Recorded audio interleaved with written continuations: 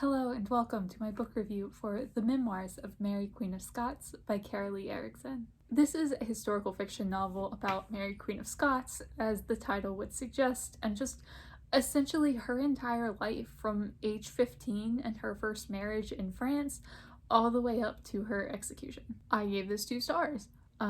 Would offer a deeper synopsis than that, but that's pretty much the gist of this book. There wasn't a whole lot here. This is going to be a very negative review. 2 stars is a generous rating in my mind. It does deserve 2 stars, but it was a lot close to being less than that. The most positive thing that I can say about this book is that Mary Queen of Scots is a fascinating historical figure. And that's not really about this book. It's just like tangentially related. Mary Queen of Scots, absolutely fascinating. I love her. This book somehow made her boring. I haven't quite figured out how yet. For starters, I will say this is not a very historically accurate book. I kind of expected it to be going in just because Erickson started out as a biographer and writing nonfiction for the first part of her career, and then in the mid-2000s, after I want to say 15 or 20 years of writing nonfiction, she switched over to historical fiction. So I was just expecting this to be kind of historically accurate and kind of in-depth on the historical bits, and it wasn't at all, which I don't mind so much. I wish I'd known that going in, and I recognize that it bothers a lot of people, which is why I'm kind of opening with that. Wildly historically inaccurate. My problem with that, because in principle, it doesn't really bother me, especially in older historical fiction books, like this was the 1500s, I don't really care. If you're going to invent things, make them interesting things. Make them things that work with the character. Make them things that add to the story. Make them worthwhile. I was not invested in any of the made-up elements of this book, because for starters, they didn't make sense within the story.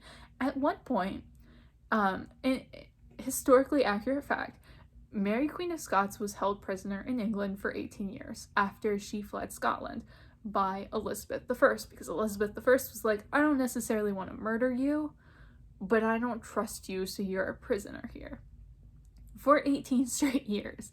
In the book, she runs off to Rome during that time and hangs out with the Pope, and then almost marries Don John and has this whole weird thing, and then goes back to England by choice, and it just did not make sense. It was the weirdest, most random thing, and there were a lot of things like that. She has a secret daughter in this book.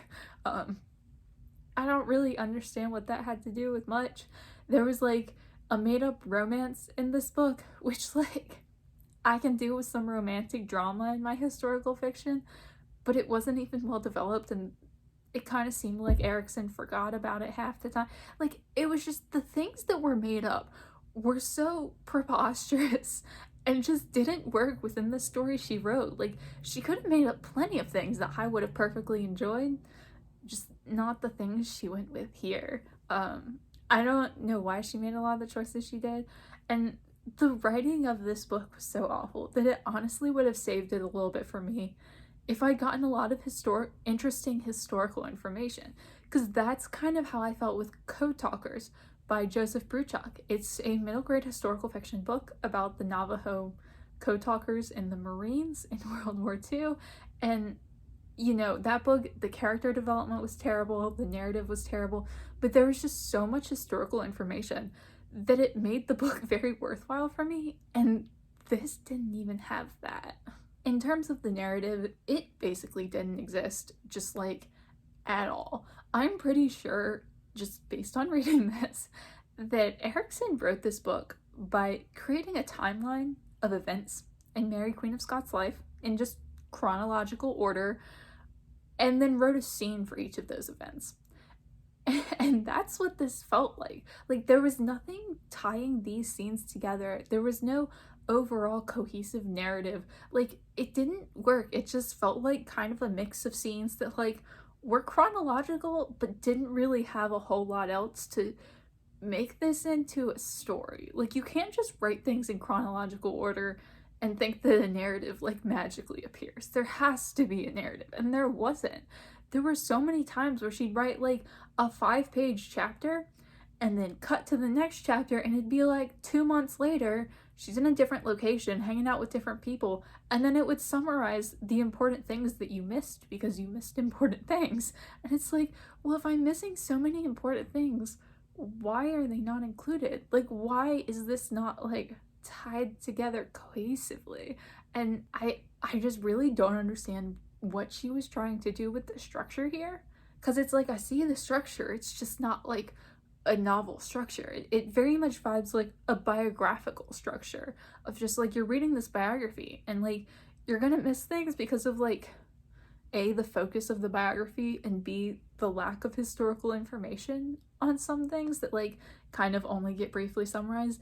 But this is a novel. You can make up whatever you want. You can do whatever you want. Like, the focus is on the story and the characters, and I don't know, I just don't understand why the structure of this was so terrible, or like what she was trying to do, because it was written from the future. Like, Mary Queen of Scots was writing these memoirs in prison when she was being held prisoner by Elizabeth, and like that's kind of how the book is written, and then it stops when she's obviously going to her execution and she doesn't 100% know she's going to be executed, which could have been interesting, but just like didn't work. Like, it didn't tie in enough to kind of the journal personal story element. Like, it could have gone hard for the memoir element, and it really didn't. Like, I just don't understand what she was trying to do with the structure. And then my final major issue was just the character of Mary Queen of Scots herself.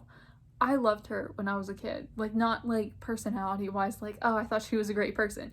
I just thought she was such an interesting historical figure, because I read like a couple of kids' books about her that really made me interested in, like, I don't know, I'm not saying I know tons about her, but like I always thought she was a cool historical figure, and I always liked reading about her, and that's what drew me to this book. I was like, cool, Mary Queen of Scots, like, I am easily pleased in that regard. And like, she had no personality in this. Like, I do not understand how you look at even like the briefest summary of this woman's life, who was queen of 2 different countries for like 2 entirely different reasons, who started wars, who had like 3 different husbands, who tried to overthrow Elizabeth, and it's like all of this, and like she had no personality in this book.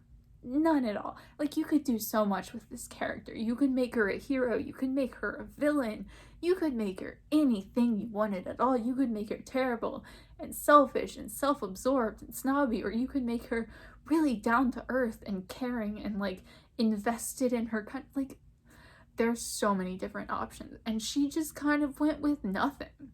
Mary Queen of Scots is nothing, feels nothing, wants nothing. She kind of wants to be Queen of Scotland, but like, if she has to leave, fine. She kind of liked being Queen of France, but like, life goes on. She kind of wants to overthrow Elizabeth sometimes when she feels like it, but also she thinks Elizabeth is kind of cool and she's down with hanging out in the French countryside with her secret daughter.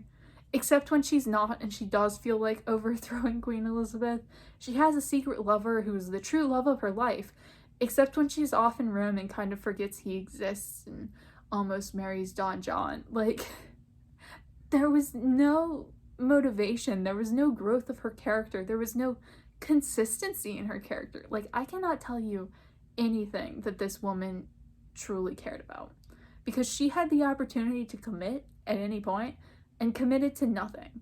And she wasn't even like a super wishy-washy character, because that would have been interesting as well. It was more like she just changed depending on what the scene required, which really does contribute to my thinking that this book was a collection of written scenes rather than one single narrative. Like, if this scene needs her to want to overthrow Queen Elizabeth in order for it to work, then she wants to overthrow Queen Elizabeth.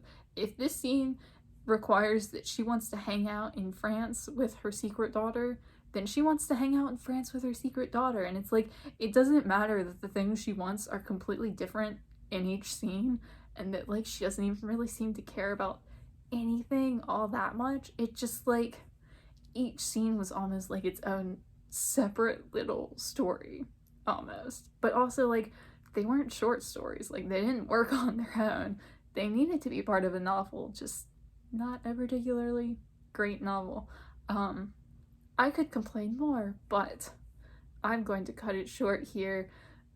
I don't know, between the historical inaccuracy and the lack of narrative and the utter lack of character development, this book had nothing going for it. I kept reading it because I was interested in Mary Queen of Scots. I'm just such a sucker for her, and like I kept reading it towards the end. I kind of liked the last few paragraphs of Mary Queen of Scots' perspective.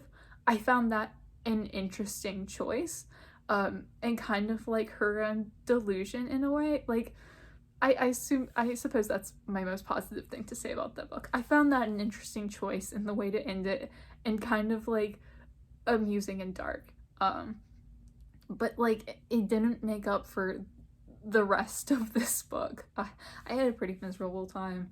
I wouldn't recommend it. I will say, based on reviews, Carolee Erickson has other better books. I can't guarantee that they're better because I haven't read them. This was my first, and honestly, probably my last. I can't imagine that I would ever be willing to give her a second chance after this. I found this book incredibly disappointing, and I really would not recommend. Let me know down below if you've read the Memoirs of Mary Queen of Scots and what you thought of it if you have. And as always, thank you so much for watching, and I will see y'all again soon.